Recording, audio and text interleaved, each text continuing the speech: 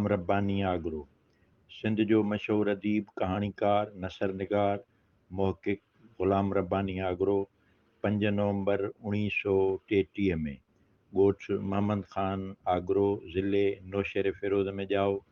हिन हैदराबाद ऐं कराचीअ मां तालीम हासिलु कई। 1953 खां लिखण जी शुरूआति कयईं। नई ज़िंदगीअ जो असिस्टेंट एडिटर मुक़ररु थियो। 1957 में सिंधी अदबी बोर्ड जो असिस्टेंट सेक्रेटरी मुक़ररु थियो।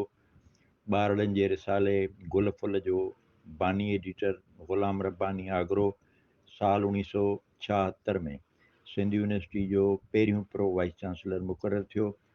1984 में अकादमी अदबियात पाकिस्तान जो डायरेक्टर जनरल मुक़ररु थियो। इन जे दौरान तहक़ीक़, तारीख़ ऐं सक़ाफ़त वारे क़ौमी इदारे जो डायरेक्टर जनरल रहियो। जहिड़ा गुल गुलाब जा, आब हयात, सिंध जा बर बहर ऐं पहाड़, माण्हू शहर भंबोर जा, सिंधी अदब ते तरक़ी पसंद तहरीक जो असरु ऐं ॿियनि किताबनि जे लेखक ग़ुलाम रब्बानी आगरे खे हुकूमत पाकिस्तान पारां सदारती तमग़ा बिराए हुस्न कारकर्दगी सां नवाज़ियो वियो। सिंध जो ही मशहूरु लेखक 18 जनवरी 2010 ते वफ़ात करे वियो। वफ़ा रज़ा, इबरत न्यूज़, हैदराबाद।